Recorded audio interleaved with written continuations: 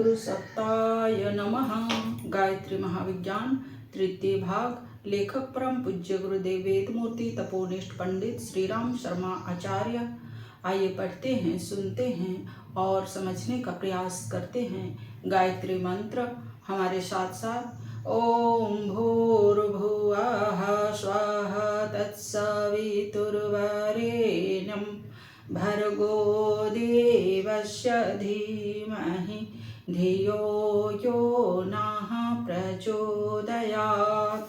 ध्यान के 5 अंग हैं। पहला स्थिति, दूसरा संस्थिति, तीसरा विगति, चौथा प्रगति, पांचवा सस्मृति।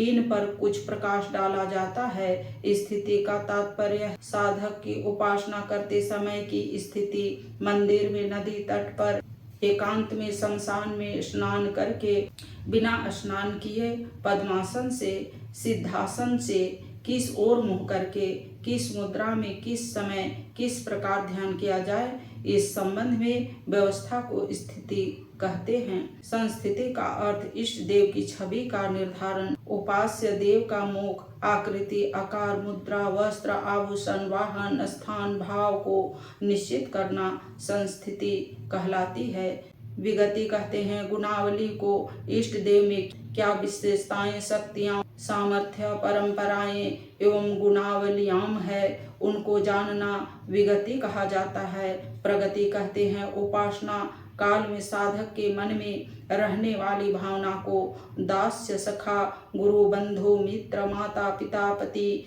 पुत्र, सेवक, शत्रु आदि जिस रिश्ते को उपास्य देव को मानना हो, उस रिश्ते की स्थिरता तथा उस रिश्ते को प्रगाढ़ बनाने के लिए इष्ट देव को प्रमुख ध्यान अवस्था में अपनी आंतरिक भावनाओं को विविध शब्दों तथा चेष्टाओं द्वारा उपस्थित करना प्रगति कहलाती है। संस्मृति वह व्यवस्था है जिसमें साधक और साध्य, उपासक और उपास्य एक हो जाते हैं। दोनों में कोई भेद नहीं रहता। भृंग कीट की सी तन्मयता, द्वैत के स्थान पर अद्वैत की झांकी, उपास्य और उपासक का अभेद। मैं स्वयं इष्ट देव हो गया हूँ, इष्ट देव में पूर्णतया लीन हो गया हूँ। ऐसी अनुभूति का होना अग्नि में पड़कर जैसे लकड़ी भी अग्निमय लाल पूर्ण हो जाती है, वैसे ही अपनी स्थिति जिन क्षणों में अनुभव होती है उसे संस्मृति कहते हैं। एक ही इष्ट देव के अनेक प्रयोजनों के लिए अनेक प्रकार से ध्यान किए जाते हैं। साधक की आयु, स्थिति, मनोभूमि, वर्ण, संस्कार आदि के विचार से भी ध्यान की विधियों में स्थिति, संस्थिति, विगति, प्रगति एवं संस्मृति की जो कई महत्वपूर्ण पद्धति है, उनका सविस्तार वर्णन इन पृष्ठों में नहीं हो सकता। यहाँ तो हमारा प्रयोजन मनोमय कोश को व्यवस्थित बनाने के लिए ध्यान द्वारा मन को एकाग्र करने की, वश में करने की विधि बताना मात्र है। इसके लिए कुछ ध्यान नीचे दिए जाते हैं। पहला, चिकने पत्थर की या धातु की सुंदर सी गायत्री प्रतिमा लीजिए, उसे एक सुसज्जित आसन पर स्थापित कीजिए।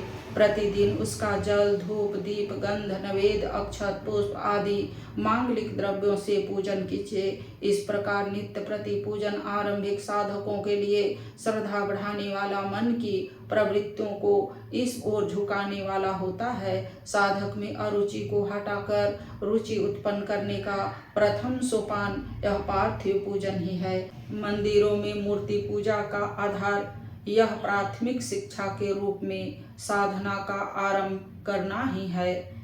दूसरा, शुद्ध होकर पूर्व की ओर मुख करके कुश के आसन पर पद्मासन लगा कर बैठिए। सामने गायत्री का चित्र रख लीजिए। विशेष मनोयोग पूर्वक उसकी मुखाकृति का अंग प्रत्यंगों को देखिए। फिर नेत्र बंद कर लीजिए। ध्यान द्वारा उस चित्र की बारीकियां भी ध्यान अवस्था में भली भांति परिलक्षित होने लगेंगी।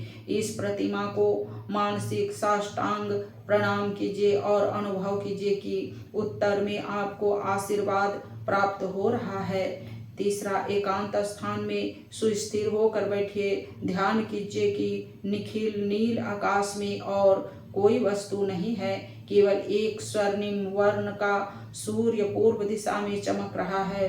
उस सूर्य को ध्यान अवस्था में विशेष मनोयोग पूर्वक देखिए। उसके बीच में हंसारूढ़ माता गायत्री की धुंधली सी छवि दृष्टिगोचर होगी।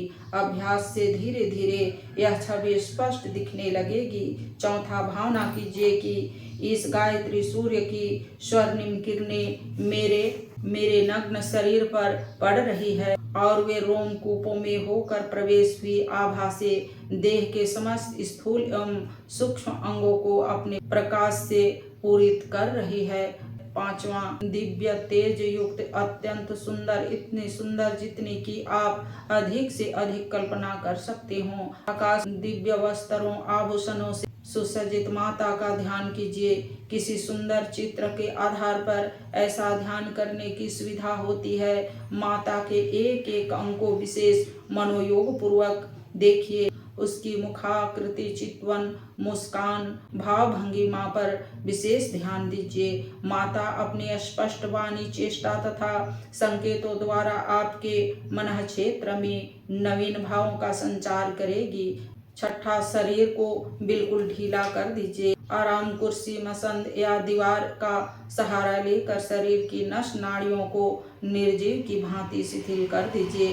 भावना कीजिए सुंदर आकाश में अत्यधिक ऊंचाई पर अवस्थित ध्रुव तारे से निकलकर एक नील वर्ण की शुभ्र किरण सुधा धारा की तरह अपनी ओर चली आ रही है और अपने मस्तिष्क या हृदय में रितंभरा बुद्धि के रूप में, तरंतारणी प्रज्ञा के रूप में प्रवेश कर रही है। उस पर दिव्य परम प्रेरक शक्ति को पाकर अपने हृदय में सद्भाव और मस्तिष्क में सद्विचार उसी प्रकार उमड़ रहे हैं जैसे समुद्र में ज्वार भट्टा उमड़ते हैं। वह ध्रुव तारा जो इस दिव्य धारा में प्रेरक है, सतलोकवासिनी गायत्री माता की है।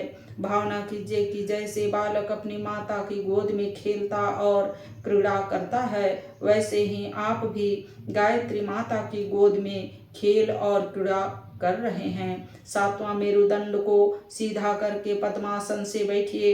नेत्र बंद कर लीजिए। भ्रू मध्य भाग भ्रिकुटी में शुभ्र वर्ण दीपक की लौ के समान दिव्य ज्योति का ध्यान कीजिए। यह ज्योति विद्युत की भांति क्रियाशील होकर अपनी शक्ति से मस्तिष्क क्षेत्र में बिखरी हुई अनेक शक्तियों का पोषण एवं जागरण कर रही है, ऐसा विश्वास कीजिए। आठवां, भावना कीजिए कि आपका शरीर एक सुंदर रथ है। उसमें मन, बुद्धि, चित्त, अहंकार रूपी घोड़े जुते हैं। इस रथ में दिव्य तेजोमयी माता विराजमान है और घोड़ों की लगाम उसने अपने हाथ में थाम रखी है। जो घोड़ा बिचकता है वह चाबुक से उसका अनुशासन करती है और लगाम झटक कर उसको सीधे मार्ग पर ठीक रीति से चलने में सफल पथ प्रदर्शन करती है।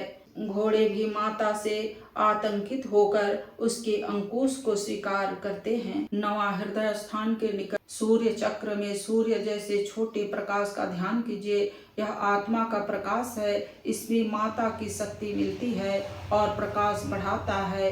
इस बढ़े हुए प्रकाश में आत्मा से युक्त स्वरूप की झांकी होती है। आत्म साक्षात्कार का केंद्र यह सूर्य चक्र ही है। 10वां, ध्यान कीजिए कि चारों ओर अंधकार है। उसमें होली की तरह पृथ्वी से लेकर आकाश तक प्रचंड तेज जाज्वल्यमान हो रहा है। उसमें प्रवेश करने से अपने शरीर का प्रत्येक अंग मन क्षेत्र से उस परम तेज के समान अग्निमय हो गया है। अपने समस्त पाप, ताप, विकार, संस्कार जल गए हैं और शुद्ध सच्चिदानंद शेष रह गया है। ऊपर कुछ सुगम एवं सर्वोपरि ध्यान बताते गए हैं। यह सरल है और प्रतिबंध रहित। इनके लिए किन्हीं विशेष नियमों के पालन की आवश्यकता नहीं होती। शुद्ध होकर साधना के समय उनका करना उत्तम है। वैसे आकाश के अन्य समयों में भी जब चित्त शांत हो तो इन ध्यानों में से अपनी रुचि के अनुकूल ध्यान किया जा सकता है। इन ध्यानों में मन को संयत एकाग्र करने की बड़ी शक्ति है। साथ ही उपासना का आध्यात्मिक लाभ भी मिलने से यह ध्यान दोहरा हित साधन करते हैं। आज के वीडियो में इतना ही। अगले वीडियो में त्राटक के बारे में पढ़ेंगे और समझेंगे। लाइक, सब्सक्राइब और शेयर करें। धन्यवाद। ओम शांति।